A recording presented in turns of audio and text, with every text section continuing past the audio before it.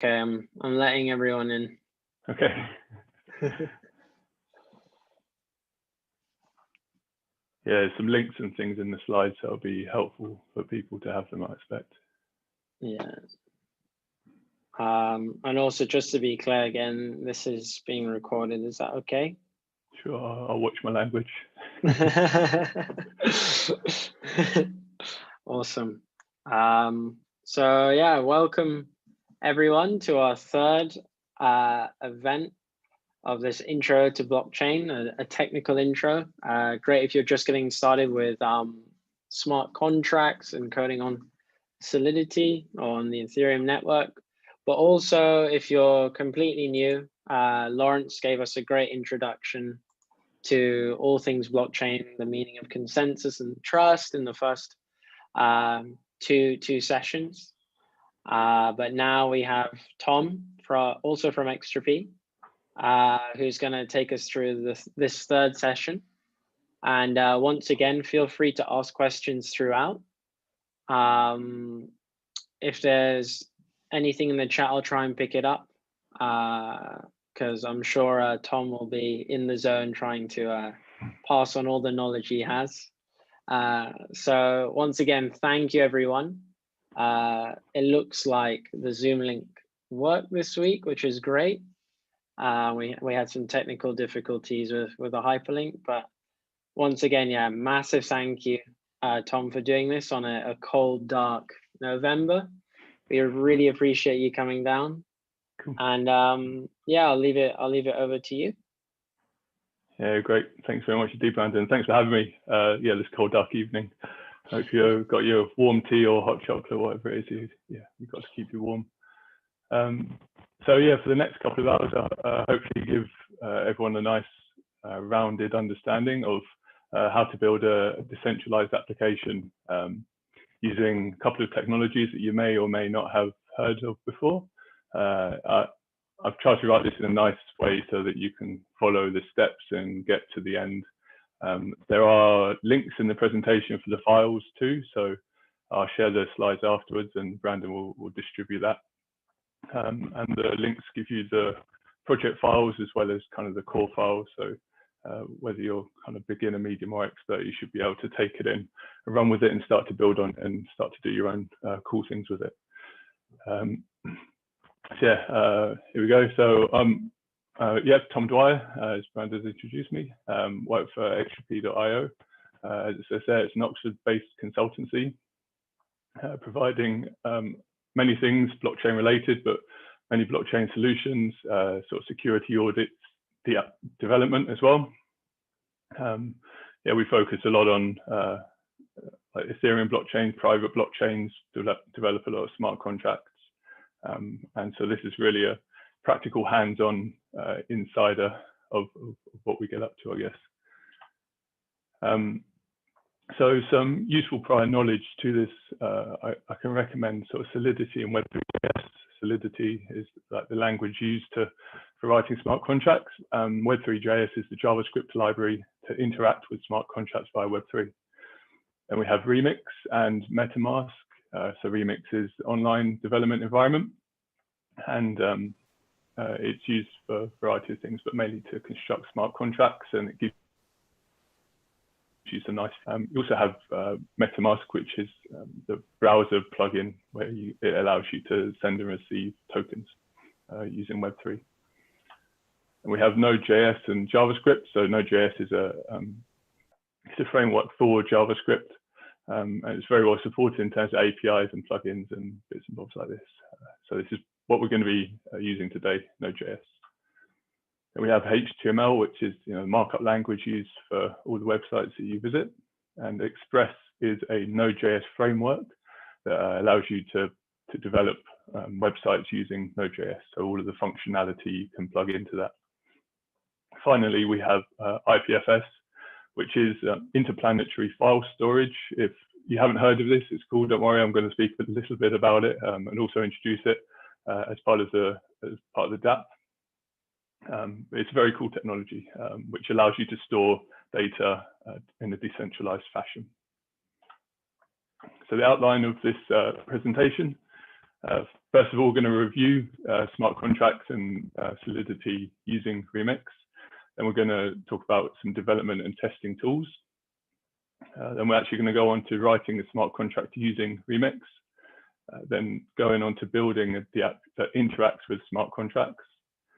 Then we're going to talk about storing and retrieving data using IPFS and some common problems and their solutions. These are things which I've commonly come across. And then some closing comments. I'm going to see if I can grab the Q&A or something, just so I don't miss anything, if anyone's asking anything. And each of these topics should last between sort of 10 and 20 minutes each.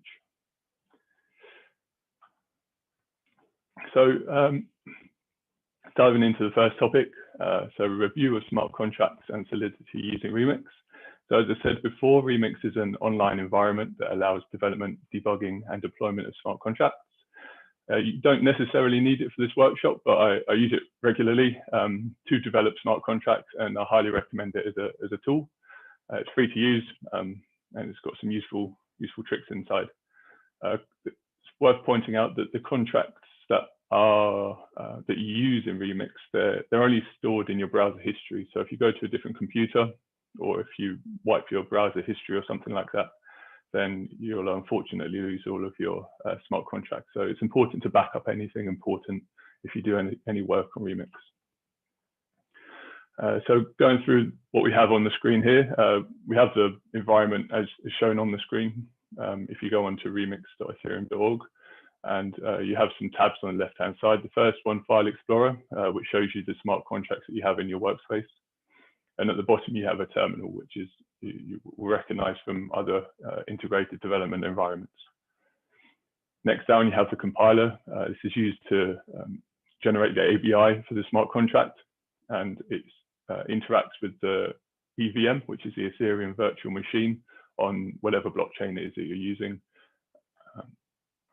It's important to point out the Solidity version. So this is something which changes quite regularly at the moment. You can see it's in 0.7, so it's not in version 1 yet.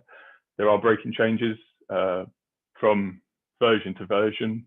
So you've got to make sure that, one, it matches up with the version you've stated in the header of your Solidity code, and two, that it matches the functionality that you expect it to. Then we have some compile options at the bottom. Generally, you can leave them as they are, but yeah, you can auto compile if you want, if you don't want to press compile each time. Yeah, and there's a compile button which compiles the selected contract. Then we have the deploy button. So this actually deploys it onto the blockchain that you want. And in this case, yeah, it's using an account as highlighted there, and the environment JavaScript virtual machine. So it's using the local environment. You can also load a compiled contract from an address. So when you compile a contract, you get an address for that contract, and you can load this contract up here if you have it in your development environment. So it means that you can start to see the functionalities that it has, that particular contract has, if you have the contract address already. And the last tab at the bottom is plugins. Quite simply, yeah, you can add different plugins. There's a variety of things you can have. The ones that are shown on screen, so deploy and run transactions and the Solidity compiler are the ones that are by default. And then I tend to also add in Solidity static analysis. As it states, it checks the contract code for security vulnerabilities and bad practices. So it just makes sure you're not doing some silly mistakes. So going on to some actual smart contract code. So we have here at the top, you can see the Solidity version, which is defined at the top of the code. As I said, all of this code is included in a link in this presentation. So don't worry about sort of jotting it down now. You can get a copy of it all.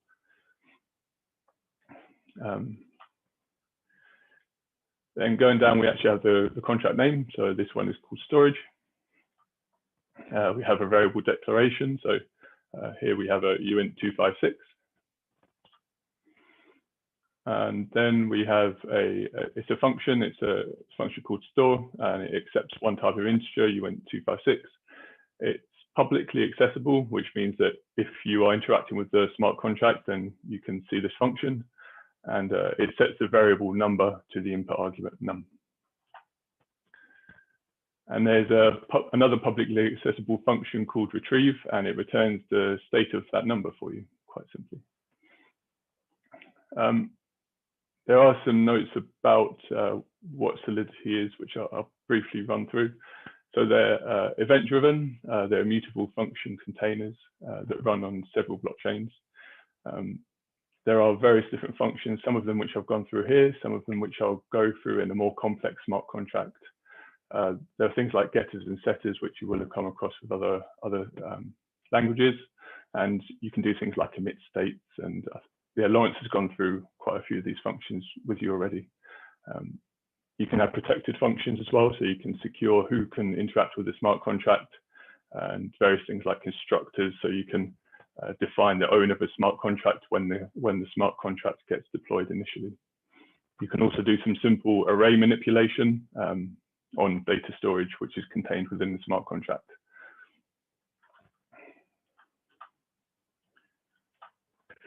So some development and testing tools, these are the ones that I use day to day, really. So VS Code, which is a wonderful tool written by Microsoft, but don't hold it against it.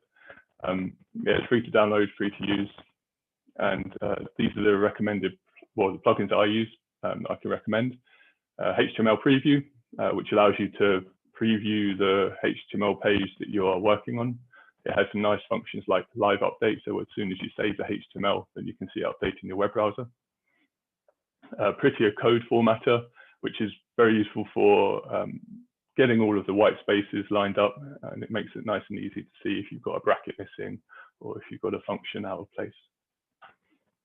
And Solidity, as the name implies, it's for the Solidity language, and it ensures, well, it highlights the code. So it makes it much easier to develop because it highlights the keywords in the code for you. Live server is another thing which is very useful.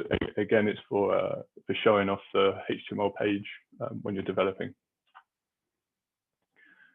So Node.js and NPM, these are the two kind of core frameworks, I guess you could call them, used to write in Node.js. So NPM is Node Package Manager, and that's what you use to install different functions and packages that you'll be able to find online and that you require for various different projects. Ganache is it's a local blockchain, brilliant for developing. It means that you can write your smart contracts, run your local blockchain on your computer, and quickly test without costing any money your functions. And the block time is very short as well, so it doesn't take 15 seconds or anything like that for a transaction to go through. So again, a brilliant development tool. And Remix, we've already gone through that briefly, but yeah, online smart contract development environment.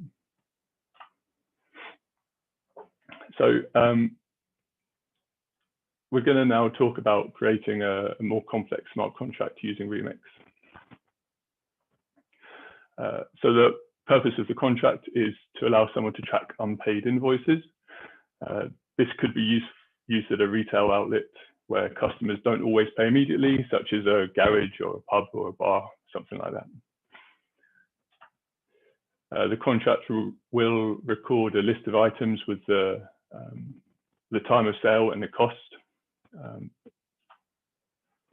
And it will be related back to an account name as well, so you kind of know the customer that's bought each item, and yeah, the cost of it there. We're going to leverage an internal method to, well, we're going to be able to get the list of items as well from the contract. So we'll be able to see the tab of someone, we'll be able to see what's outstanding. We'll also be able to clear that list. Say if someone pays off their tab, then we'll be able to get rid of it all.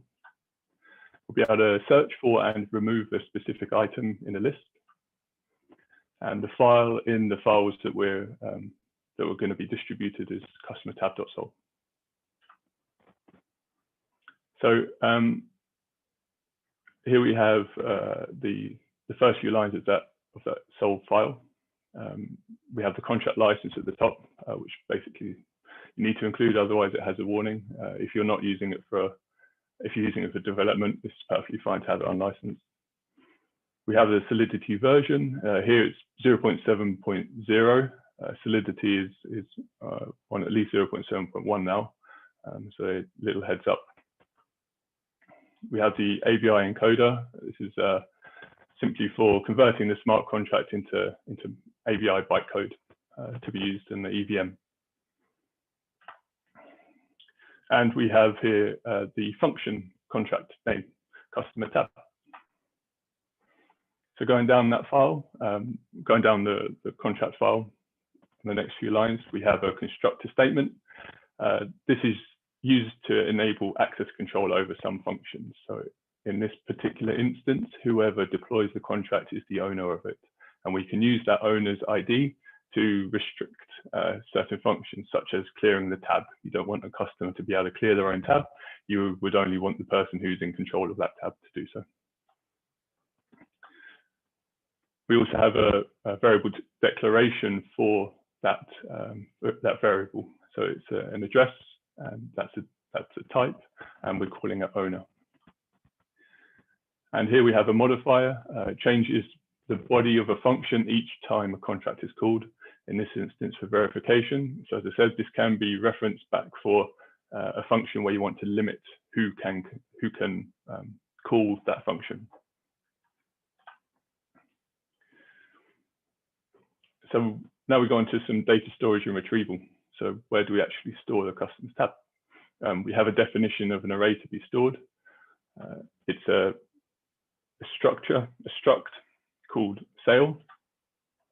And we also have a mapping of that struct to customer to sales. Now in that array, in that struct, we have three data types. We have a time of sale. So this records when something was sold in the uint 256.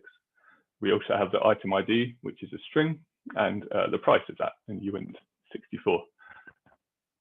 I've chosen uint 64 for price because I wanted it to be able to be used in Satoshis, like Bitcoin Satoshis. So you need quite a lot of numbers for that. Now we have a couple more features being introduced called event. These are called when something happens inside the contract, and it allows an external program to listen when that event has happened and to be push notified of a change. So this is very useful if you have a different function running somewhere else. It can watch a contract on the blockchain, and when something happens, say something is bought or sold, then you can have an event happening after it to notify of you. So we have two events in. The first one is to notify of an item being added to the tab. And we see those three data types. And we have also address indexed customer pub key at the bottom. Now, when you listen out for an event, you may want to filter. And that may be because you don't want to know when everybody has bought something. You may only want to know when a particular person has bought something or sold something. And if you want to filter on something on this data type, then you need to use this keyword indexed, otherwise you won't be able to.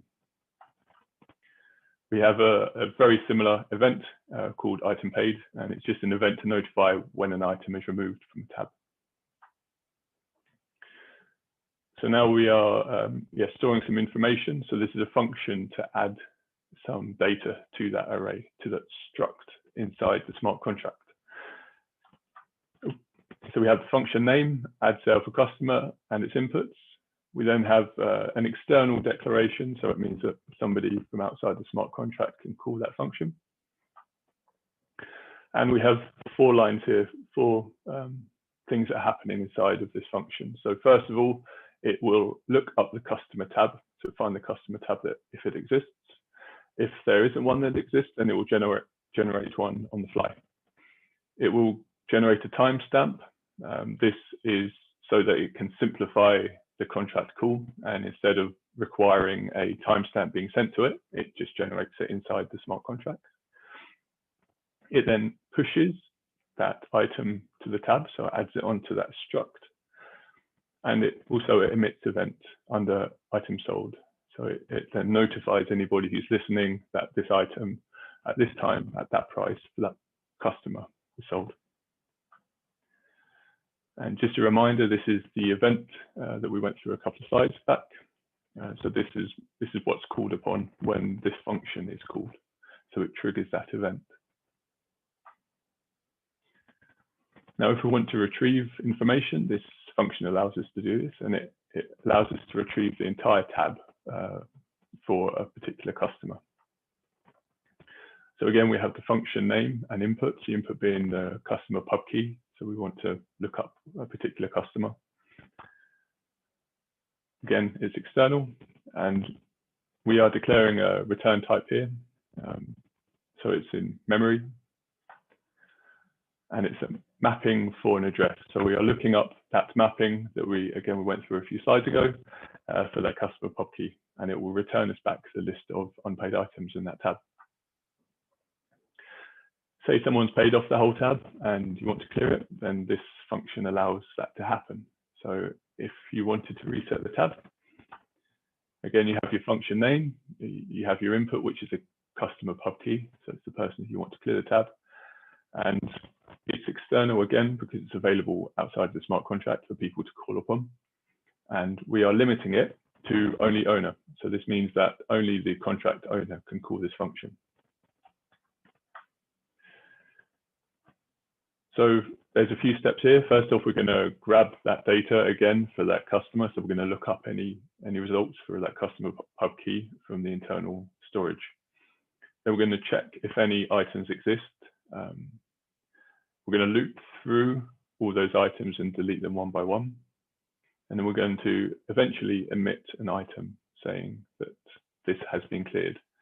And you cannot simply delete, not yet at least, you cannot simply delete an array in Solidity. So this is how you do that. And as you can probably imagine, if you're going through a massive array, it's quite computationally expensive to do this. So there's those 4 features there I've just run through. And again, this is the event that is called item paid when this happens. So it just calls with those inputs, the timestamp, the star there to indicate all. The price is set at 0 just because it's everything, and then the customer pub key is sent out as well.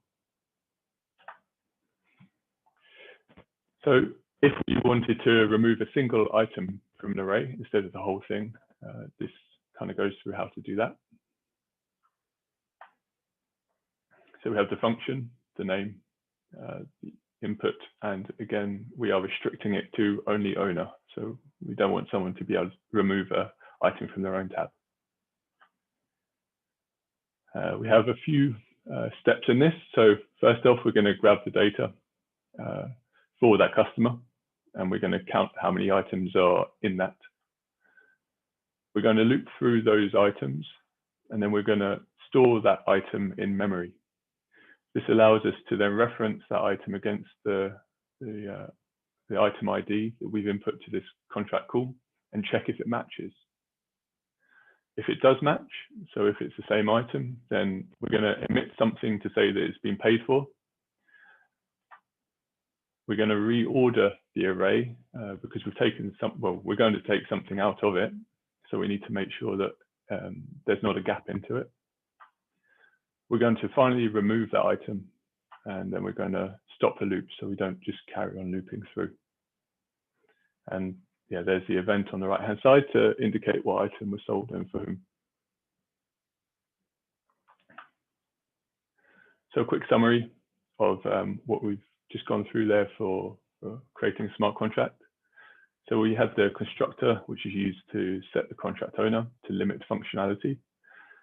We had a definition of an array to be stored in a struct. We had a mapping of customer ID to their tab, which allows us to look up their tab. We have a couple of events, emit events, when an item is added or removed.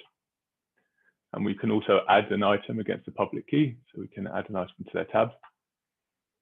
We can get a list of items for a particular custom pub key. We can delete all items from a customer's tab, and we can remove a single item from a customer's tab. Now, going on to building kind of the code and the DApp or the DApp, never know how to pronounce it, that interacts with the smart contract. So we're going to, first of all, set up the project folder. So this includes Node.js and its dependencies. We will configure Truffle. Truffle is used for sort of compiling and migrating smart contracts on the command line.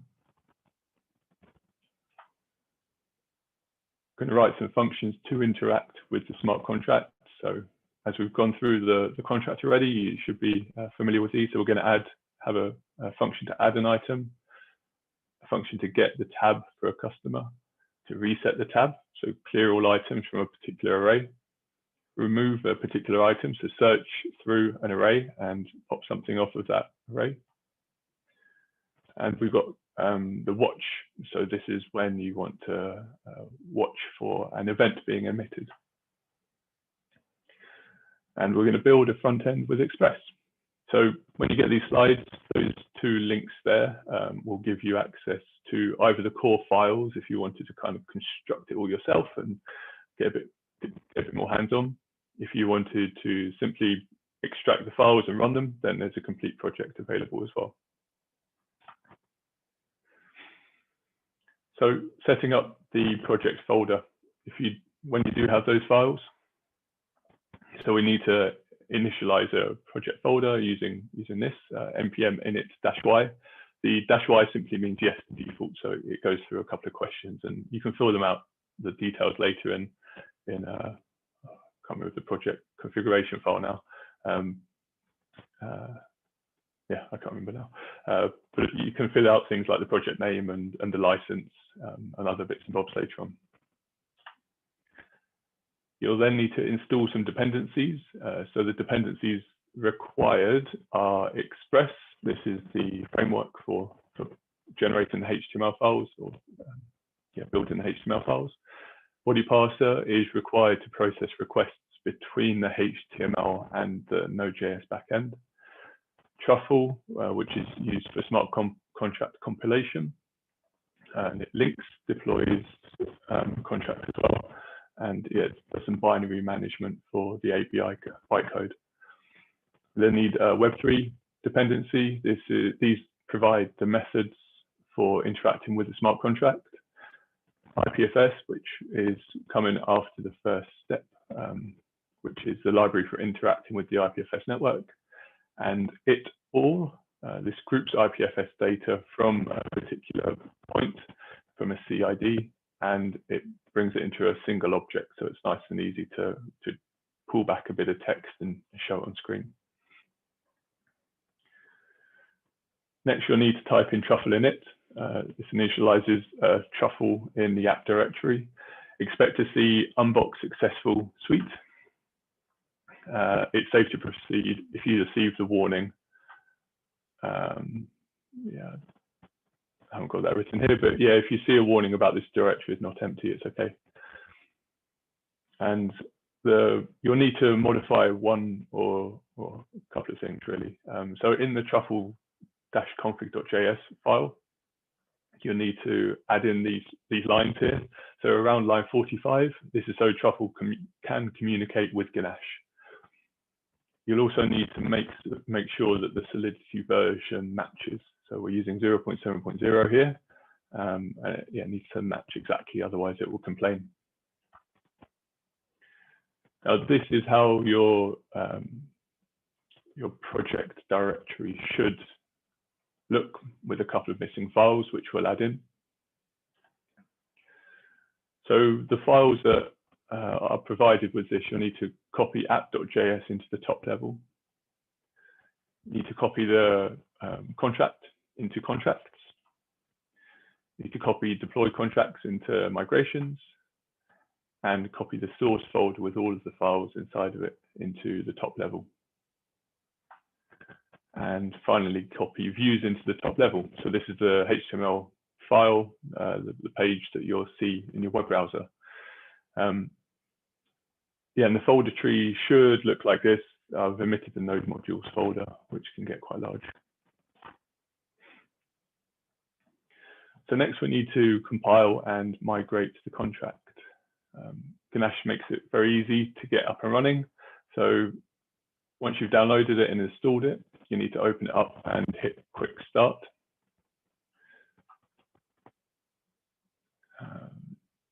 Yeah, there is another new workspace function in there. Sorry, I'll go back a sec.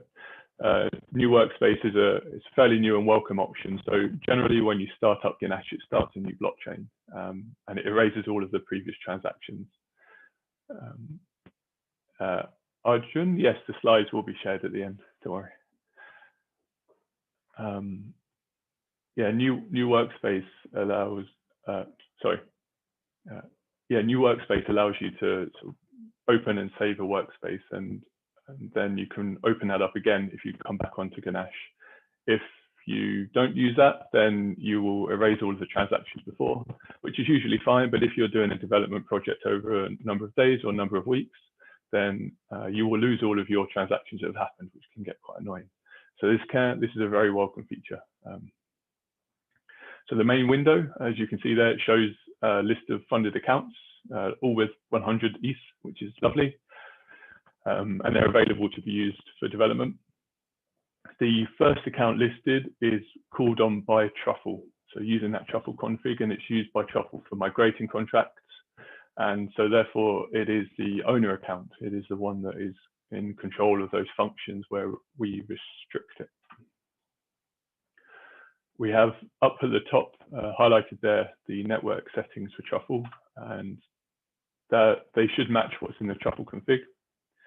You can get the private key for each account by clicking this key. And that's what you see when you click private key. So if you need to import it into MetaMask, for example, then that's the private key that you'll use. So next up, we need to compile and migrate the smart contract.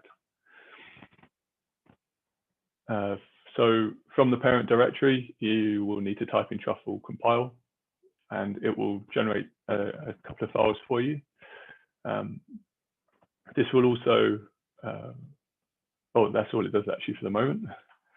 And then Truffle migrate, what will happen then is that it will put them onto the blockchain and return the public key. So this is, or the address rather. This is where the contract is deployed to. So you will need this to interact with it using the NodeJS app.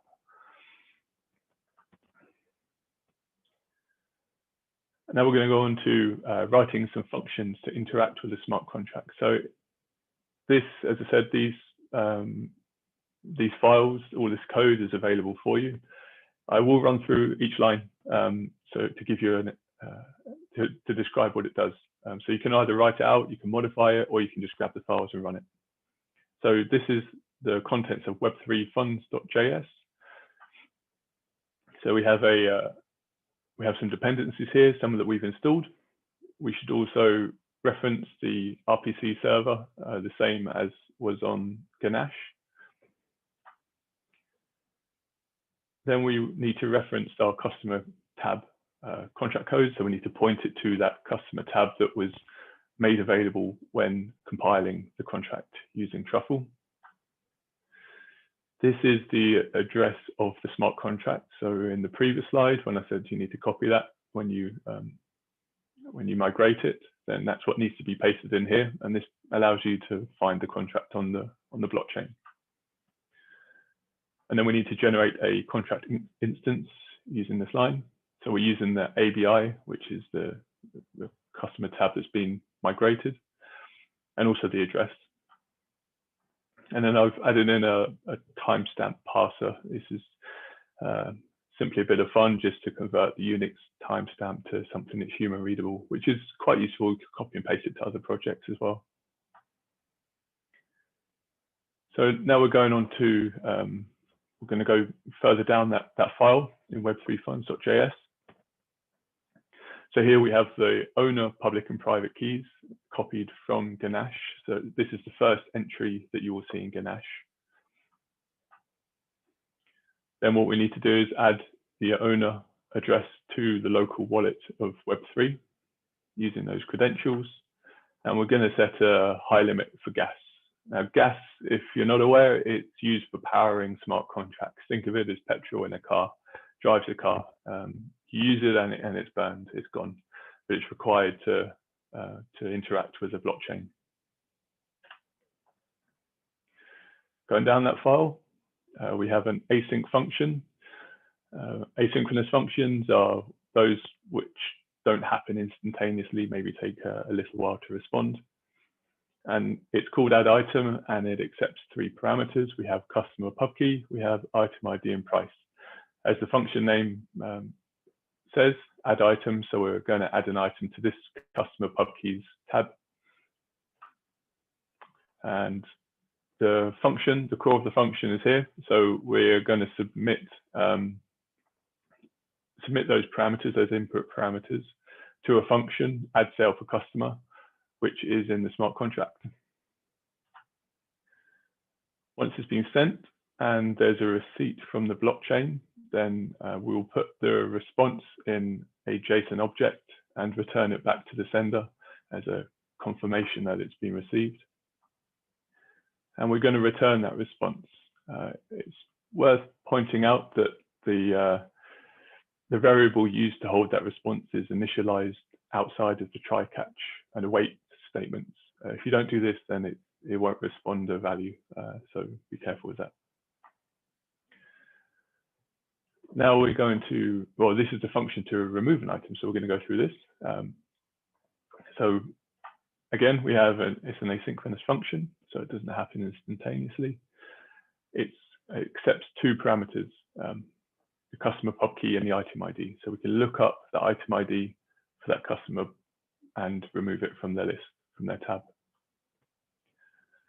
Now the core of the function is submitting those parameters to the function item paid by customer in the smart contract. And again, when there's a receipt, we're going to put it into a JSON object and return the JSON object to the front end. Next up, we have get tab. Now this lets you search for somebody's tab and return the whole thing, so you can see what's outstanding. Again, asynchronous function, and it accepts just 1 parameter. We're now going to, well, for the core function, it's an await, so that's the asynchronous part. We're going to submit to get tab for customer, the customer pub key, and when we get a response, we're going to put that response into the response and return it to the front end. One thing I missed out on the previous slide is removing, I don't really want to go back, but I'm going to go back, sorry. This is a protected function, I should point out. This will only work if it's being sent by the address, the admin address, if you like, the owner address. Yeah, sorry for missing that point out. Again, such as this is another protective function, reset tab. So only the owner will be able to call this function. It's an async function called reset tab, and it accepts 1 parameter. We're going to await for the response, and we're going to submit to the smart contract the function call reset tab with the customer pub key. That's it. And this function allows us to track what happens. So if something's sold or paid for, but in this case, just when it's added. So we have a function. It's not asynchronous because it's going on in the background. It's called track added, accepts one parameter, so that customer pub key again. So we just want to know when one particular customer has had something added to their tab. So when the function item sold happens, when that event is emitted, and the parameter customer pub key matches cuspub, matches that input argument, then we're going to then we're going to add the custom field to the event and send to the console. So it simply writes to the console when something happens. Now, this is a similar function as the one before, but instead of tracking anything that's sold or added, it tracks everything. It's not able, I don't think it's able yet, or it wasn't able to be filtered on a particular customer pub key. And that functionality may come in with Web3.js, but yeah, filter doesn't work at the moment. So previously we could check if a particular customer's item was sold. This doesn't let you have that feature. You can write your own custom if statement, quite easy to do, but you will just be passing all of that data each time. So the function track all accepts a customer pub key if you did want to filter it, and it reacts to all events from that smart contract. When there is that event, it will set a field depending on whether it's sold or been paid for, and it will write it to the console, just simply letting you know that something's happened. You could also take that data, you could send it to something else, you could highlight it, but this is a very simple way just to confirm that a transaction has happened. Now going on to the Express front end, this is I'm not a front end developer per se, so this is a very simple front end for you guys to use and modify and change, and it does what it says in the tin, I guess. So we have 3 main file types for Node.js Express.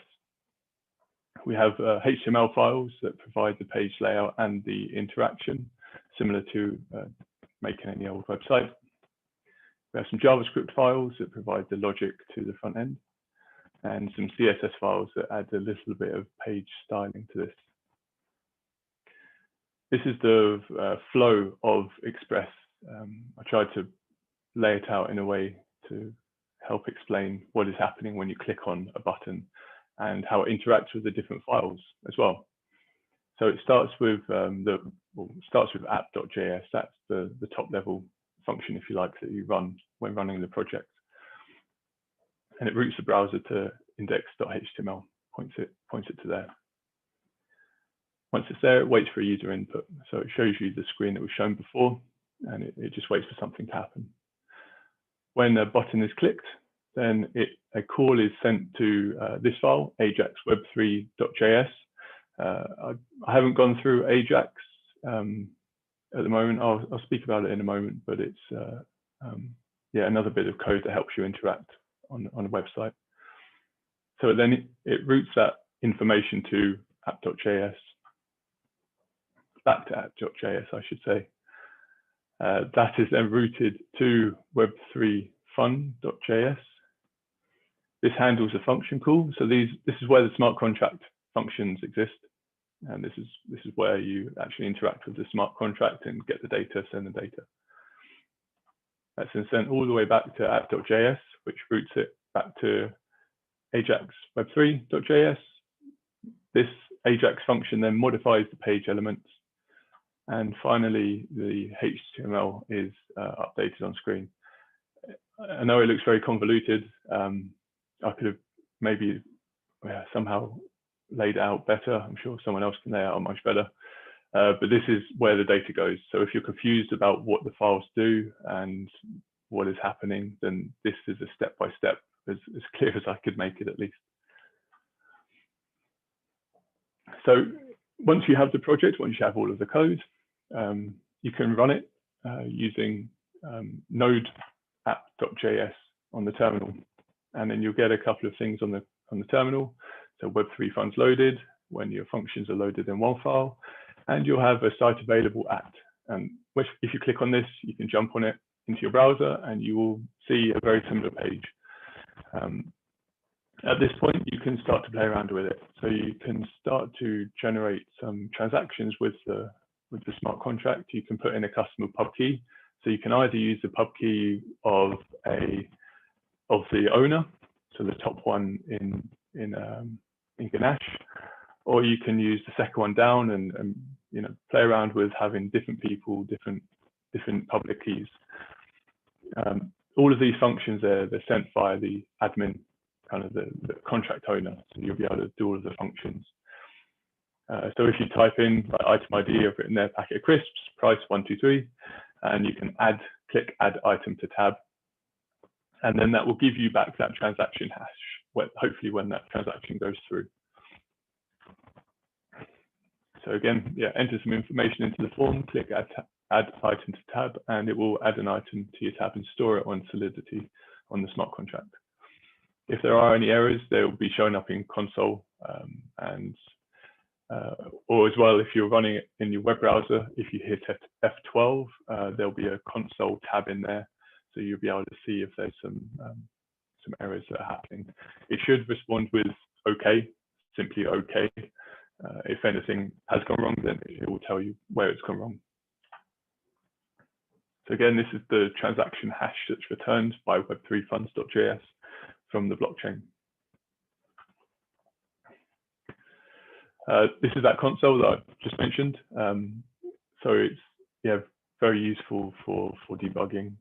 It gives you some nice feedback. As I said, it should just give you OK if stuff goes well. If it doesn't go well, then you'll get some errors. You can also start to play around with the other buttons. So we have remove item from a tab. So if you search for packet of crisps and then hit remove item from tab, it should remove it from the tab. And if you click list items on tab, it will show you everything that's there. Everything is referenced with the date time, which is converted into human readable format, and it shows the price as well. So you can see the speed of it. You can start to get a feel with how this runs. You can click it too fast. You can sort of spam the blockchain with too many contract calls, and you get some funny errors then. This is a very simple example app, and it can get tricked quite easily if you just spam it with hundreds of button clicks, mouse clicks. But it should only take less than a second for it to happen. If you are running on the real blockchain with this, then yeah, it will take a lot longer. It will take sort of 15 seconds for the Ethereum blockchain at the moment, if you've got your gas fees right.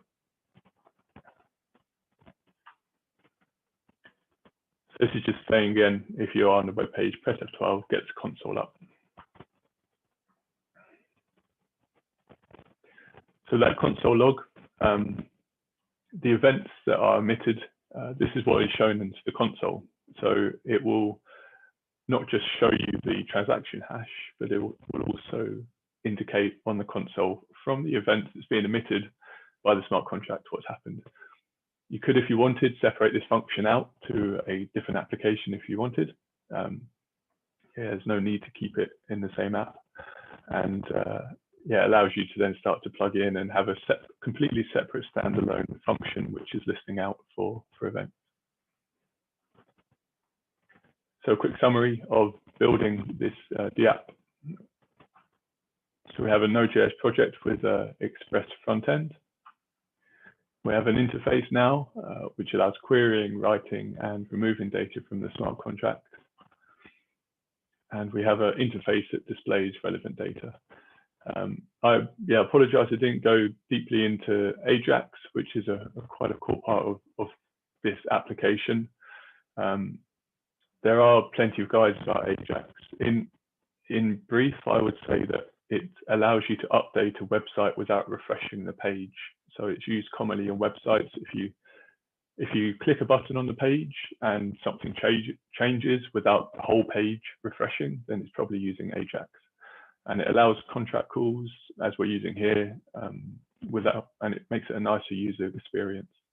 I've written the code with tons of comments.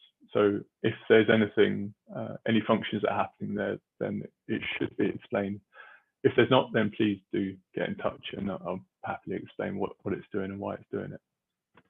Yeah, there's loads of guides around for things like Ajax. It's not a new technology. It's not a new term. So there's plenty of tutorials and things around online for that.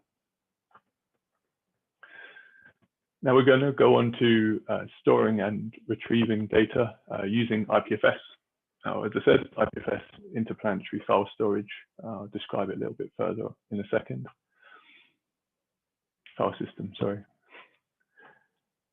We need those other two libraries for this. So JS IPFS, I think that's just IPFS as I had it before, and it all as well. So these are the two libraries that are used for these functions. So just to go over what IPFS is. So it's a decentralized storing platform. It's a protocol, peer-to-peer network for storing and sharing data in a distributed file system. IPFS uses content addressing to uniquely identify each file in a global namespace connecting all computing devices. What that means is content addressing is it creates a hash of each file, so a unique fingerprint of each file. So instead of referencing a file by its name, it references it by the contents of that file. So you know that when you retrieve that file from IPFS, that it is what you expect it to be.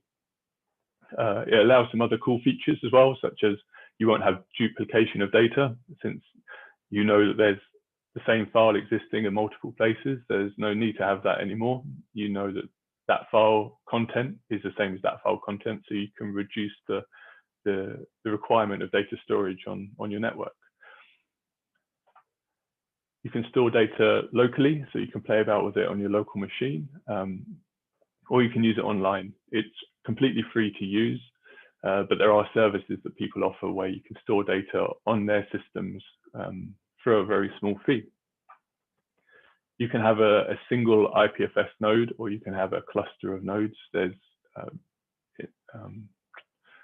is inbuilt features and functionalities in IPFS to build a cluster. So you don't need to write your own thing for that.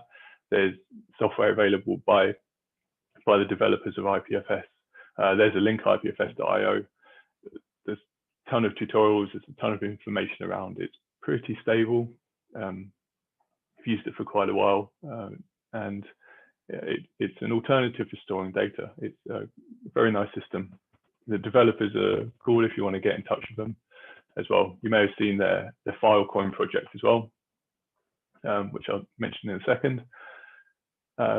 Pinned data. So I want to speak about this because generally when you store stuff on IPFS, it will not be stored there forever unless you pin it.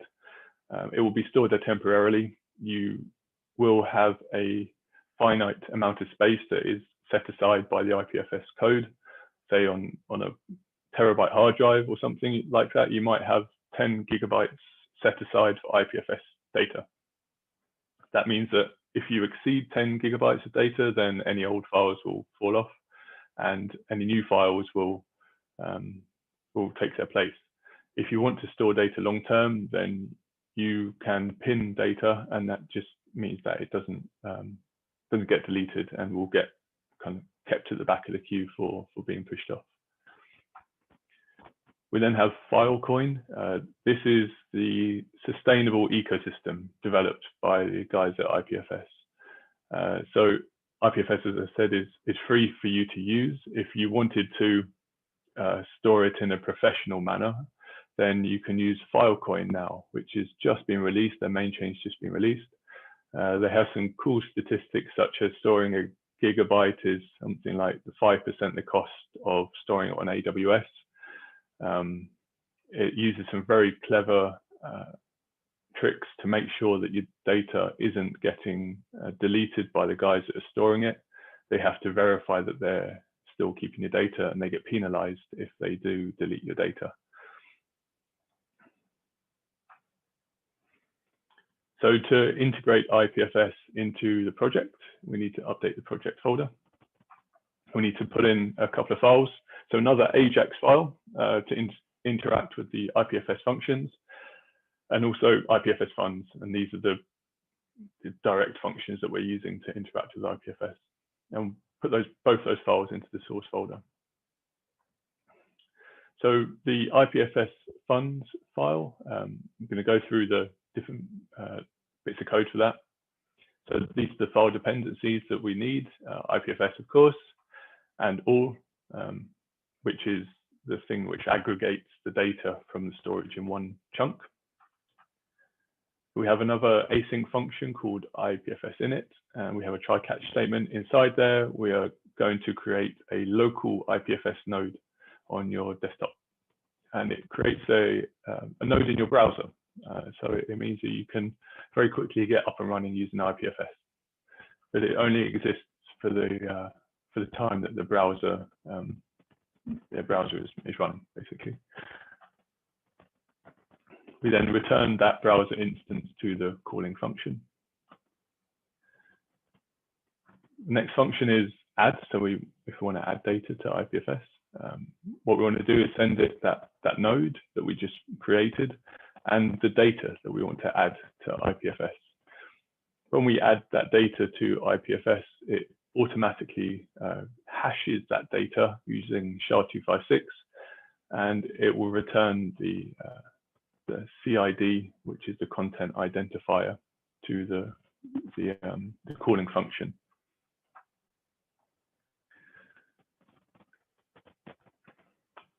So then if we want to get some data from IPFS, then we can return, or we can send, sorry, IPFS get, again, that node instance and the CID. So the CID that we previously returned from the function, we're going to request to get that data. So it's an async function. We want to get a CID using our node. First of all, we're going to grab that data. So in the data, in data, as I've called it there, const data, we're going to concatenate all of the data from that CID from the node. And we're going to convert it to a string and return it to the calling function. So I said we're going to convert it to a string just so we can see what's going on. Now at the bottom of the web interface, you'll see the IPFS section. And we'll be able to do a few things such as add data to IPFS and retrieve data to IPFS. You might notice there's a lack of a remove function from this, simply because it's not a common thing to remove data from IPFS. As I said, you get a kind of a 10 gigabyte or a finite amount of space from IPFS that it kind of just falls off the edge like a big circular buffer. You can delete data from IPFS, but as I said, it's generally not that common a thing to do. So if you add data to IPFS, you can type in some text, hit add to IPFS, and it would return you back the CID from that function. The output will then be able to be used to retrieve that data. That CID, that unique identifier, is kind of like the lookup for that file. So to run this again, we want to stop the function, put in those new files, and run the app again. So NodeJS. And yeah, write something in there, which is the data that you're going to be storing. At the moment, it's just text in there, but you can modify the code to add something more interesting if you like. So a quick summary of what we've just been through. So we have been able to add and view data on IPFS using the Express app. Now I'll go through some common problems and their solutions. These are, it's quite wordy, this slide. I'm sorry for that. Lots of problems listed. And yeah, these are just things that I've come across that people may get tripped up on. So if you have simply a not returning value error in your console log, so when you're running when you're running the app and you've hit F12 and you've got the console up on the side, if you get a not returning value, then it could be a number of reasons. So first off, you might want to initialize, well, you may not have initialized the variable outside of the try-catch statement. So as I said before, you want to initialize the variable, fill that variable in within the try-catch, and then return it afterwards.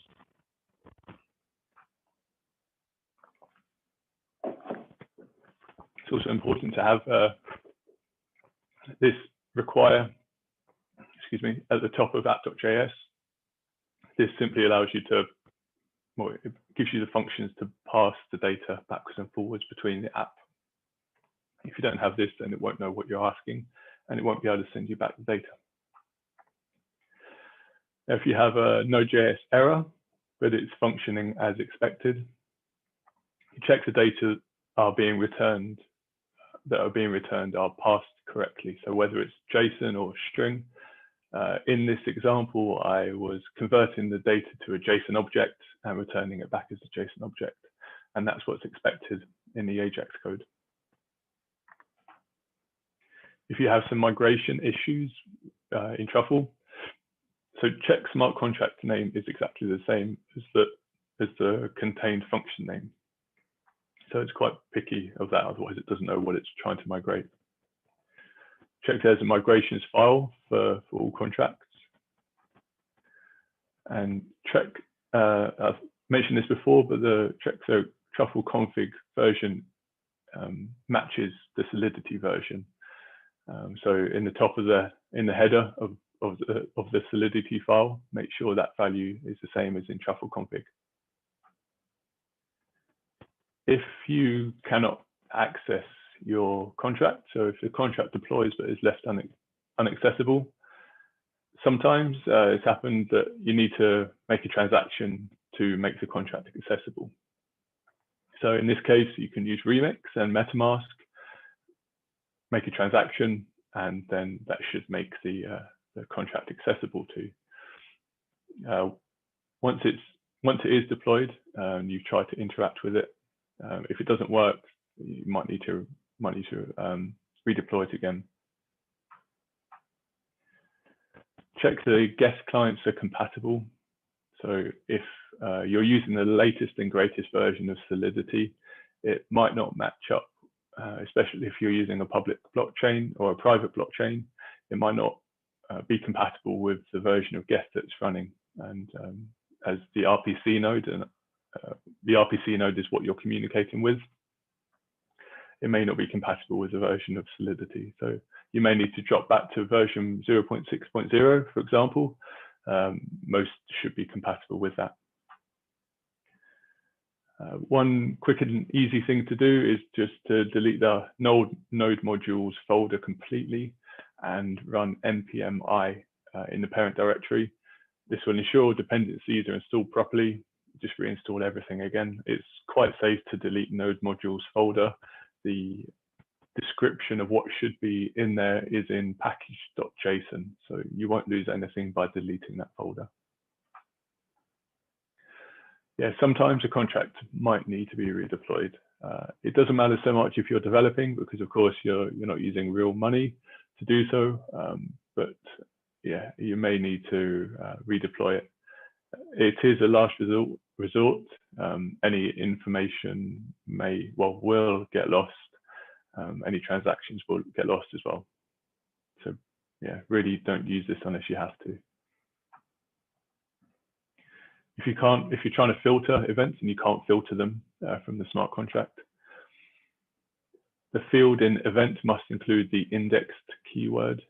So in the event function of the Solidity file, make sure you've got that indexed before the variable type.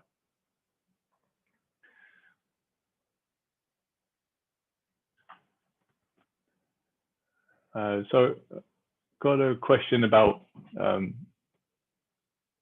so Mo has asked, mentioned that if the node storing the data loses it, the owner will be penalized, and since it removes duplications. Does that mean there is no file replication in IPFS if a node is lost? You wouldn't be able to retrieve your data. So in Filecoin, it's subtly different to IPFS. There's some mechanisms, some incentive mechanisms to ensure that doesn't happen. But yes, unfortunately, if a node goes down that's storing your data on IPFS, then you will lose your data. You can choose to store your data in more than one place. So you can choose to have multiple copies of it. And in that case, it's a bit more safe. And that's recommended if you are going to use something like Filecoin to store your data. Then don't store it with one miner, store it with multiple miners, because there may be something like a flood that happens, or a power cut, or the hard drives could fail simply. So yeah, it is a risk. It is a risk, definitely. So that, yeah, good practice is to store it.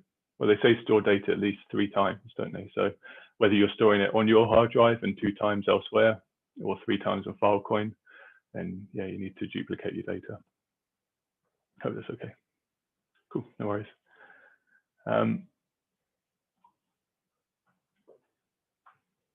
So if you are struggling with getting the event emitted from the smart contract, then yeah, the index keyword must be included.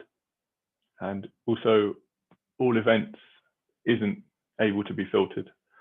So it will just give you all of the information when something happens in the smart contract for anyone by anything. So you will have to write your own function to filter out that data before you show it or do something with it. If you get a transaction, not a number, NaN, failed when using MetaMask, clear data in MetaMask. So this is it's a common solution for issues. Again, this is a safe thing to do. It sounds pretty drastic to clear data in MetaMask. All it will do is clear the local transactions in your instance of MetaMask. And check fields in Remix match those in the contract. So if not, Remix might be using a cached copy of an out-of-date contract. So you should copy the contract to Remix and redeploy from there. So yeah, just something maybe different between what's on the blockchain and what Remix is seeing. So closing comments, way ahead of time here, but I've whizzed through it so I can go back over anything that maybe I spoke too quickly about. So we've gone over Truffle, how to use that for migrating and deploying contracts. Gone over Ganache, so how to use that for development. Also spoke about Web3. So yeah, smart contracts aren't limited to one token or even one ecosystem. So don't think you have to use Ethereum. There's plenty of other things out there for you to play around with smart contracts on. Introduced VS Code, as I said, a very powerful development tool. So yeah, highly recommend that. Gone through NodeJS as well. This is basically the code, how it is laid out and how we're programming using JavaScript. Spoke a bit about, well, quite a bit about Solidity and how you can write a smart contract. It's much like JavaScript in its methods, in its form. There are differences, definitely. And as I said before, it is a young language, so there can be broken changes. So be careful if you're changing, if you're simply updating your version to get the best of the best. Double check on the documentation to make sure that there are no broken changes. Also gone through Remix and how to use that for development. Spoken a bit about IPFS, InterPlanetary File System, and how we can interact with it in a local manner. And we've gone through how to build an app on a line-by-line code basis. Hopefully that's been very clear. But as I said, I'm more than happy to clarify anything that I skipped over or didn't explain properly. And then we've gone through the very wordy slide about debugging and how to fix some common issues.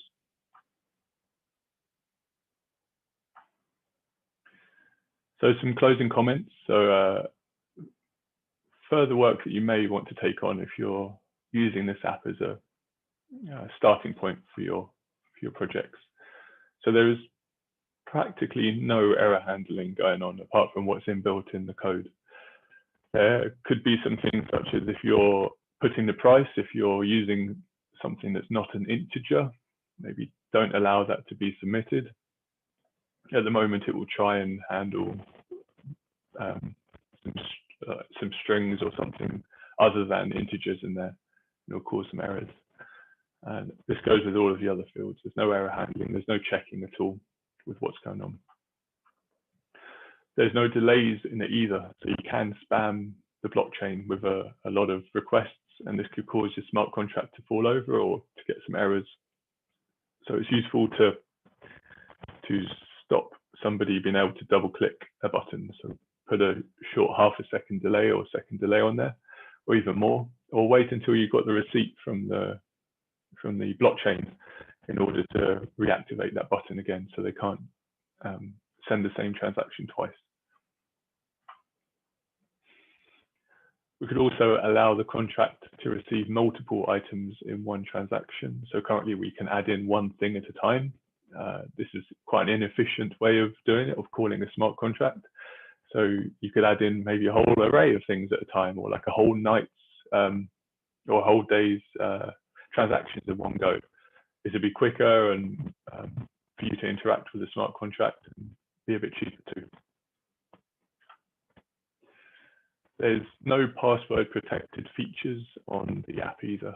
So at the moment, the app uses the owner account to send transactions. If somebody gets hold of the app and wants to do some admin-y type things like remove an item or completely clear all items from a customer's tab, they're able to do so. So you could add some password protection onto it. Oops.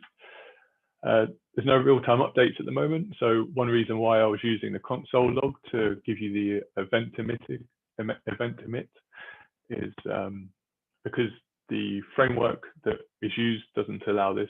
It doesn't allow for waiting for a response other than an asynchronous call.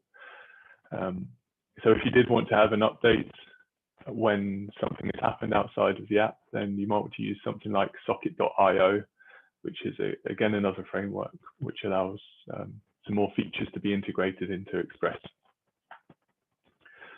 You may want to go completely crazy and integrate Web3 with Bitcoin Lightning. So why not join two blockchains together? This would be something that I'd love to present at another time. Yeah, I really think there's a powerful combination between smart contracts and micropayments in Bitcoin Lightning. So yeah, you can use some calls, some API calls, and integrate some smart contract functionality in with some Bitcoin Lightning payments. Things like payment layers or micropayments for streaming media. So as I said, I work for XGP.io with Lawrence, and we're building up a lot of material as we go. So we have community education. This is the site for that. This workshop, the one we've just gone through, is this how to build the app as quickly as possible. We also have a few others there, and Lawrence is going to go through some more tomorrow. So yeah, please do visit and see what there is to play around with and to get educated on the topics. And that's the end of my presentation. So I've really whizzed through that. I could have gone a bit slower perhaps, but if there is anything that I could go through again, I am more than happy to. Yeah, my name's Tom Dwyer, like my email address in the company website, also the company LinkedIn, and my LinkedIn as well if you want to get in touch. Thanks very much. Amazing. Thanks so much, Tom. Are there any questions from anyone in the chat? Just to reiterate, the slides will be available. And there will be also a recording of this. But yeah, it's one of those where it's quite a lot to go through. So I think if you go through bits in your own time and try and wrestle a bit with the code, then it's a great way to learn, you know, your first bit of DApp or yeah, DApp, however it's said, development. I'm never too sure. Yeah. Yeah, during the slides, they will be sent out, so I'll put them into probably a PowerPoint or PDF or something and send them to Brandon. And then there's links in there for all of the material, as I said, so you can get up and running quite quickly with that or start to build and develop using the core files. Yeah, or even if it's a Google Slides and it's just like a shared link to view or something, that works as well.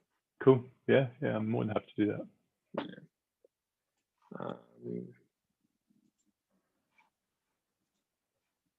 Yeah.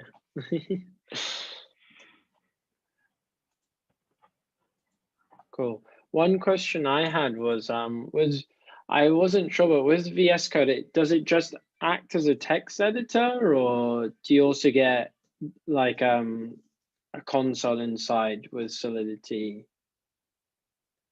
Sure. So VS Code is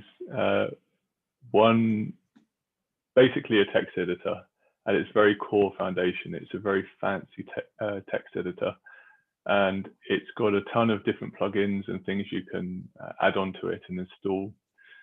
Some of those which I've mentioned, some plugins which I use regularly. It has a console as well. So what it allows you to do is write your code in your project. You can see where all of the files are. And then using the console, using the terminal, you can run your code. You can see the printouts. You can have multiple terminals running at the same time. Generally, it's very, very stable. It runs on every operating system, I think, known to man, and very lightweight. Yeah, there's rapid development. Microsoft really pushed to bring out new features, and it's always bringing in things which you haven't thought of, which are useful. Just little things when you're writing code. It's nice to kind of have those additional features in there, which make spotting errors a bit easier, or make like things like missing a bracket can be quite annoying to find, or missing a semicolon. Quite a lot of it is fixed itself. When you hit save, there's quite a lot of error checking, and it will go through and add in a semicolon if it's missing and it thinks you need it. It's very configurable as well, so you can change absolutely everything in it, regardless of again what operating system you're running. It uses a JSON file for its settings, so you can jump in there and change it. And you can share settings between instances as well. So you can log in using your GitHub username. Oh, wow, okay. And if you're using it on 2 different computers, then all of the plugins, all of the settings, everything is passed on one to another, which is very, very handy indeed. Okay, yeah. Awesome. So you don't get many people coding Solidity contracts or with like Vim or anything like that. Lawrence might, I don't know, you'll have to ask him. He's a big advocate of Vim, but I personally no. I try and steer clear of that. It doesn't give you the nice pretty colors of the variables and things. So no, I try and do it with VS Code or Remix. Again, like Remix is awesome for that because it gives you some nice feedback straight away. It gives you feedback on why something isn't working. So you're trying to do a particular function on an array, and it will say you can't do this because it's stored as the wrong type of data type, or if it's not in memory, it will say this is going to fall over before you actually try and run it. So loads of tools there to help you. If you're feeling not quite on the ball. Yeah. Just to answer, so I'll send out an email with a link to the slides and the video tomorrow afternoon. That's how you'll get the materials and stuff, and there'll be links in the presentation to all the plugins and stuff. So don't worry. But yeah, that's I've always wanted that, because I guess for me, my introduction to coding was Vim with Computer Science Society in the unions. Just learn Python with Vim, and that was like my first bit. And so now, like, if I try and use anything else, I'm like, I don't know what's going on. You're a hardcore coder. I've tried to use it. Lawrence has tried to bring me to the dark side, and I've given it a go. I hear it's quicker after about 200 hours of using it or something like this. Probably. It's just using your time wisely, I think, and getting to know it. But yeah, if you can use it, it's written by coders for coders, isn't it? And you can program it to program, basically. So it's an incredibly powerful tool. Just not very intuitive for a first-time user or myself, who bit too tricky for me. So you don't use Vim anymore? Well, I do, but it's just whenever I'm doing then data where I have a lot of graphs to output, Then I use something like Jupyter Notebooks because it's just nice to see the output straight away. And I'm not having to open and close terminal windows and things like that. Yeah. But what I wondered is how did you get started into blockchain development and stuff? What's your background? Okay. So I'm an automotive developer through training. Automotive engineer, sorry, through training. So like mechanical engineer and that sort of thing. But as engineering now goes further and further into the digital realm, I found myself using software for everyday tasks. Like you can't get around using Excel for things and writing some scripts, writing some code in VBA and automating tasks. Yeah, and yeah. It's kind of a very easy step on to the coding ladder is VBA because it integrates with Excel so easily. And then I found that coding was just a bit more free in terms of what you could do with it. So it's you have more freedom, more expression in terms of what you want to do. Also, the tests are much quicker than running so I was in engine development and typically run like powertrain. Yeah, it's pretty. I mean, they run fast, but waiting for results could be like a 2 or 3 hour test. And I was like, oh, okay, I could wait for this. And then if something goes wrong, you have to rerun it again. Whereas software, you just up and run and it goes. And also so I moved more and more into software during kind of my career. Moved more into data integrity, how to process data, how to automate it. And I found the reins in automotive engineering were too much. I found that because it's such an old industry, people are very hesitant to take on new ideas and new techniques. And then I found out about this cool thing called Bitcoin. I was like, oh, what's this? And then I found out about blockchains, and I found out about, this whole other world about these guys who are doing, and girls, of course, like, amazing developers doing these otherworldly things with this new financial tool set. And I caught the bug, and it just more and more of my time got spent researching and looking up and going to events and speaking with people about it. And then started working at XtraP about a year ago with Lawrence, just doing some things part-time. And then eventually took the leap about 6 or 9 months ago now, working full-time in the industry. And I haven't looked back. It's just such a cool, fast-moving industry. Keeping up with it isn't possible. There's too many things to get going. But it's such a welcoming industry to be in as well. Everybody wants to help each other out. All of the information is out there for you to learn. You don't need to pay for you don't need to go to university. You don't need to pay thousands of pounds to learn what you need to learn. You could be the best blockchain developer in the world without ever sat in the classroom. And that's very empowering. And then I'm very lucky where I've been brought up in England and had a great education. I can get a bank account, right? But then there's this whole thing about, I am lucky, but not everyone is lucky. And I'm lucky now, but then people in Greece were lucky a couple of years ago until their economy kind of crashed. And it really wakes you up. And then once you've taken the red pill, like the blue pill, once you've seen the other side, then it's very hard to look at the world the same again. And I love engineering. I love the automotive world. I love kind of fast cars and the rest of it. But this is so much more exciting. Like seeing what's going on in this realm is so much more exciting, and it moves so quickly. Like DeFi, for example. Yeah, so true. Like I feel that the pace of things, like sometimes I question, like, is this even all real? It just changes so fast, Can I ask yourself, Brandon, like how did you get into this world? What was it? So I guess a cousin of mine one Christmas was just like mentioned Bitcoin as a joke. I was like 12 at the time. I had no idea, right? And then I got here and I was learning how to like code just by going to some society meets, learning Python for the first time and getting introduced. Because there was this impression that, oh, if you didn't know how to code, there's no way you're getting a job coming out of Oxford, kind of, this is like you go to the careers fairs, oh, learn how to code, like, okay. And then I'm like, hello world in Python. I'm like, okay, oh, what is this? And it was like a couple of years before the big, boom and bust of the cryptocurrency craze in the media in like 2017. I think I was doing an internship in a lab, and some guys started talking about cryptocurrencies, and I was like, wait, what? Like you've heard about these things too? Because not many people talk about them that much unless you're in the community,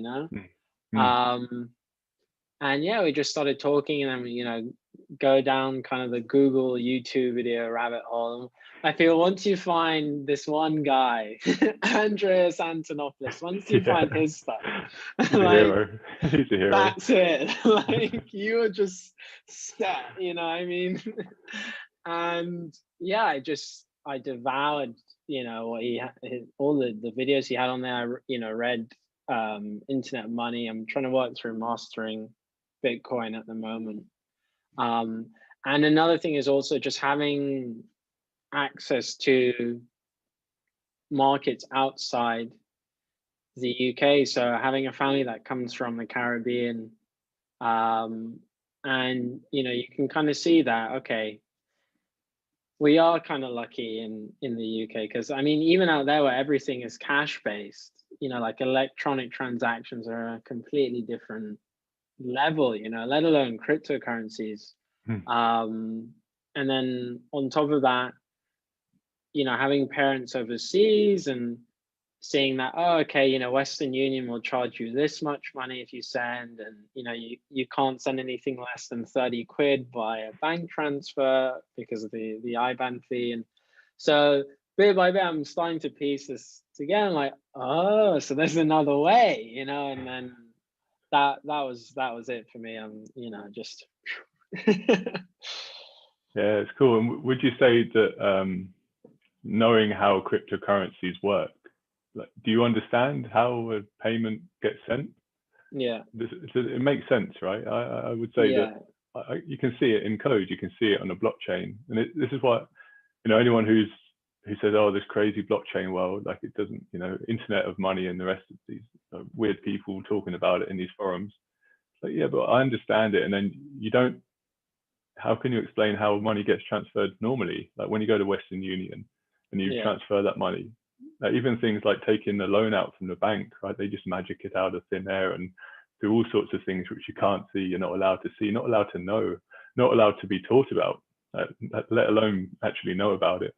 And like this world just makes sense, like from, again, like mechanically minded, like I can see A, B, C, like these are the steps, and if it doesn't work, it's because I've missed out a closing bracket, or like I've missed out something, and like everything is there in plain sight, and there's no question about it. And that's the cool thing, that it's the same for everyone. Like it makes sense. The payment makes sense. This is how it operates. That's not going to change. No one's going to change that unless everybody agrees that it should change for the greater good.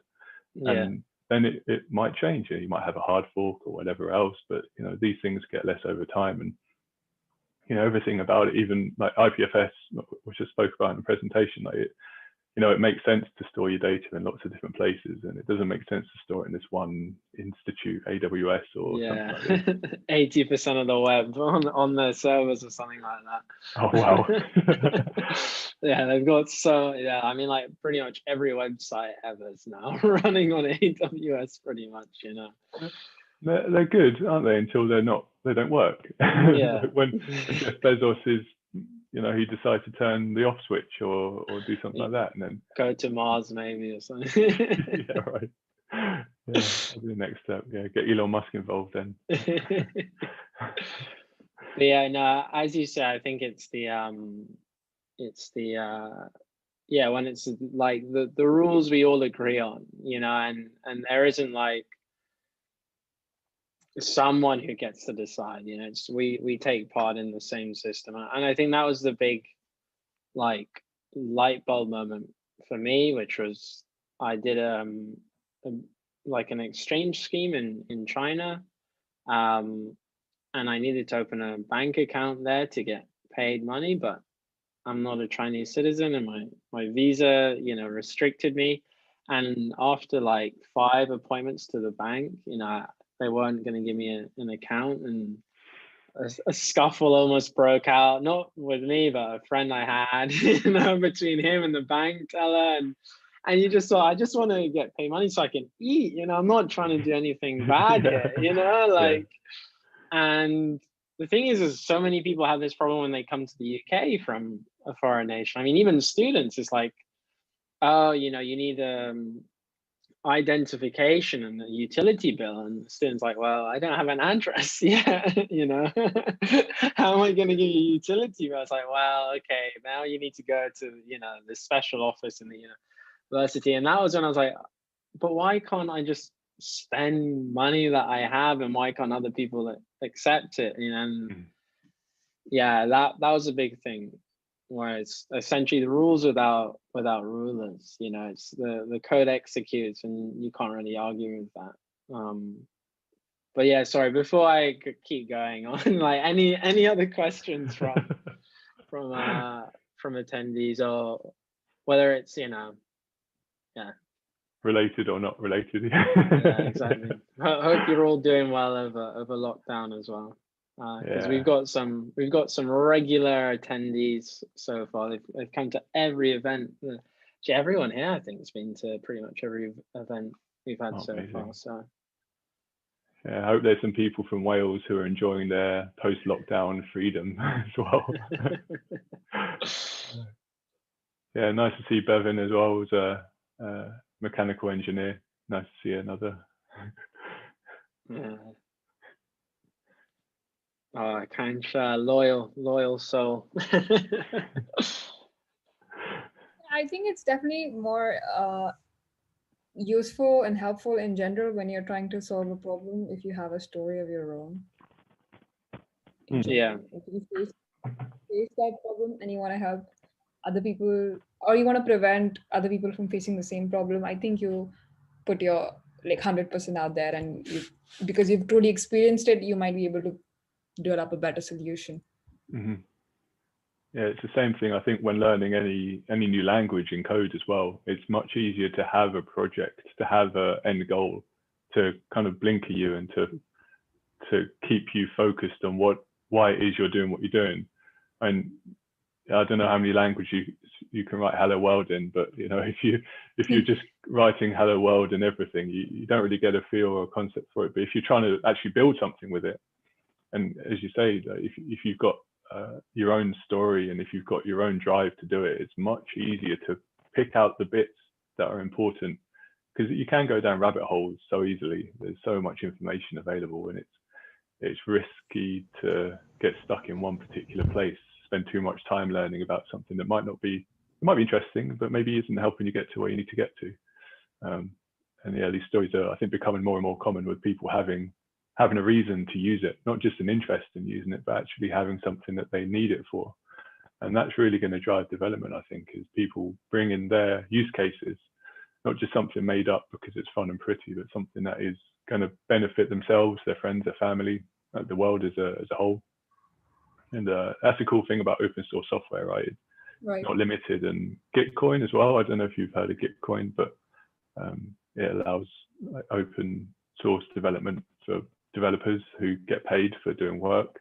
And again, opening up more people to get involved in helping out the whole ecosystem. Kansha, you sorry? Yeah, definitely. I definitely agree with your approach. The whole having a personal story and helping others is a good thing, and it generally improves lives of you and people around you. But personally, when it feels like it's too overwhelming or too big of a problem that I can't solve alone, I usually try to kind of attend hackathons and just do it on a weekend, see how it goes. It kind of helps me set up the mood. I have a deadline, I have a timeline of, okay, I need to Google this, I need to figure it out, I need to get it going. Yeah, I miss in-person hackathons, I have to say. But yeah, I've been to a couple this year in lockdown, and it, as well as having that directive, that goal, you also have the help from all of the people offering the software, which is amazing. Like in whether it's in Slack or whether it's in Discord or wherever else they're offering information, to have direct line to the people who have offered the software out and be able to debug with them is pretty cool, pretty unique, I think. But how many hackathons have you attended, Akanksha? Are you a hackathon addict? Or I discovered I didn't really go to hackathons until last year, but since last year I've been to at least 5 or 6. Excellent. Have you been successful? Have you finished any of the hacks, or have you kind of just been learning and proving out ideas and I improving think your skills? most like two to three of them were mostly about their end goal was not about winning. Their end goal was about cooperation and getting people together from different fields, like experts in different scientific fields, and having a humanitarian purpose in solving a problem for, let's say, food, mental health, all these things. So I think that was really good because I feel like mental health was ignored. So if I'm personally attached to the problem, or I feel like I've seen a lot of people in my life go through the problem, I want to solve it for them. So it just adds a little flair and helps me learn, of course. And definitely the whole idea of learning from other people who are already advanced in that area is great, because then you learn with them, you see them, and you kind of try to see that this is how you could do things much better. So that's a new learning experience. But yeah. Yeah, I was helping out with another hackathon where there was a story about, it was post-COVID hack, where someone had developed a platform and application in their team focusing on mental health and using their own personal story to kind of drive it, and it really kind of brought it home, you know, the fact that people are suffering, and they were using their experience in their own life to help them develop this app, which is helpful for other people, using these new technologies which are enabling them to do it. And it was kind of tracking how you feel over a period of time if you get COVID. So it was helping people like track their emotions, and they get rewards for it, and then they get pointed to places where they can get help depending on the country they live in. And incredibly touching, like in terms of like a hackathon project, and in terms of something to build, you know, rather than just building a tab for a bar or something like this, you know, actually building something which is helpful to themselves and to other people, and yeah, really focuses them on doing this and presenting this. Yeah, really amazing. Hi That's from good stuff. nice London. That's good stuff. Yeah, I just turned it on to say hello. It looks weird because we're sharing so much like, you know, important stuff about ourselves, and then not having to see each other's faces is weird. So I was like, just say hello. But Brandon, have you done some hackathons this year, or you've been working fully in helping this? Yeah. So, I've done. How many have I done? Just so two this year so far. I'm thinking about the Encode Club hackathon, but I kind of want to get my blockchain development chops a bit better for that one. So before I enter it, so I think I might do that next year. I don't know. I'm not sure, but so far the hackathons have been kind of linked to. Well, one was linked to my PhD, which was with IBM and Qiskit. So IBM have like this quantum computing open source framework, and you can use it to connect to their quantum computers and run experiments, which is quite fun. For free, or yeah, if you're a student, maybe. Yeah, probably. Yeah, because I guess I did sign up there. I didn't see any signs of payment anywhere, but I did sign up with a student email address. But what's nice is they do have like a few, I say a few actually, quite a lot of resources on their YouTube channel, where I've essentially been learning how to program their quantum computers. And then the other one was just a company one. So it was like, I think it was G Research. They had like, play blackjack against one of our bots and see if you can score highest. So it was a short 2-hour one. But yeah, and I know, I think the Oxford hackathon's coming up this weekend as well. So that was my first hackathon ever back in like 2018. And that's where I'd say I properly learned how to code in Python, I reckon. Because yeah, before that it was just following like automate the boring stuff with Python online, you know. And I think the first like script I ever wrote that I was really happy with was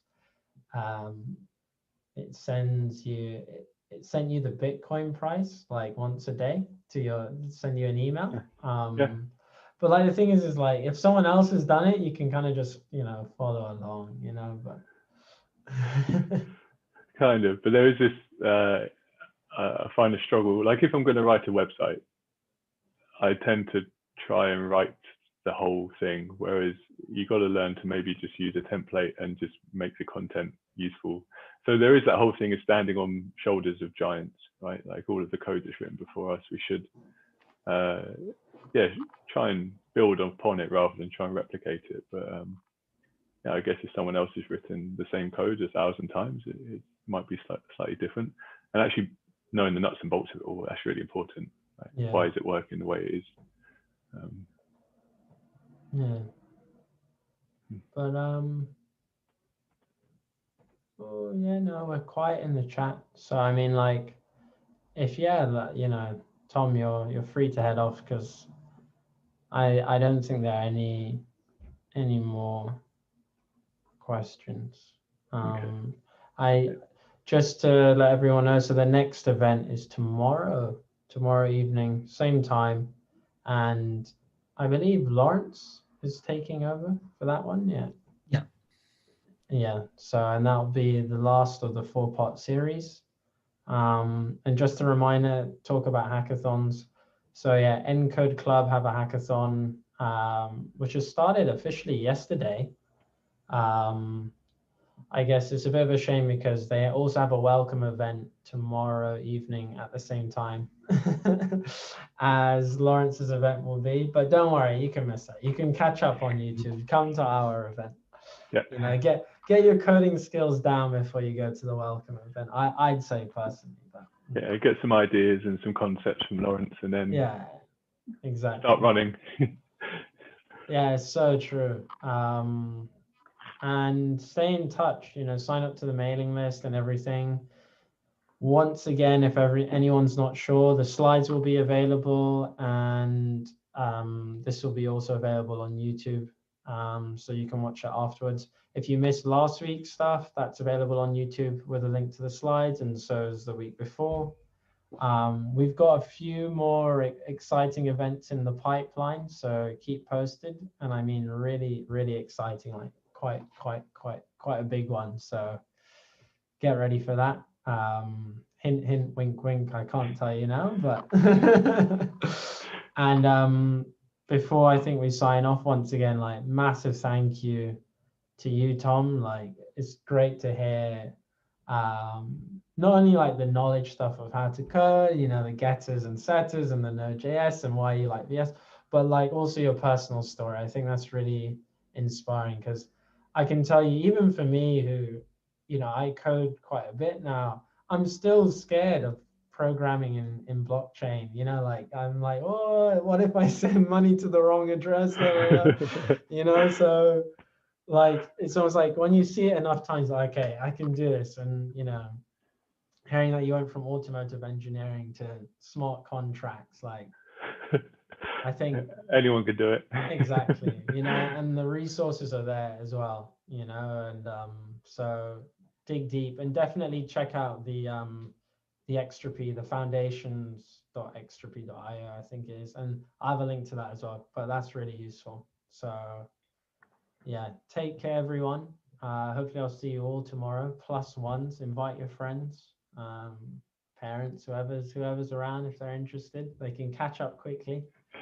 And yeah, thanks again, Tom. Really, thank you so much for having me. I had great fun, and yeah, I'll send the slides out as soon as possible. Any questions, please get in touch, and I'll be happy to help explain or to go yeah. Where do you want anything I us can- to get in touch? Because like on email? So there's my email is included in the slides, also my LinkedIn, and however you're more comfortable. To be honest, I don't mind. Okay, Yeah. great. And Thank worst comes to worst, like if you email me, I can forward it on to Tom if necessary. But yeah, the contact details will all be there. Sounds great. Thank you, Brandon. And Cool. thanks, Tom. Wonderful talk. Thank you very much indeed. Yeah. Awesome. So I guess this is the end. So farewell. Cheers. Good evening. Yeah. Have a good evening, Tom. Take care. Take care. See ya. Bye bye. See ya.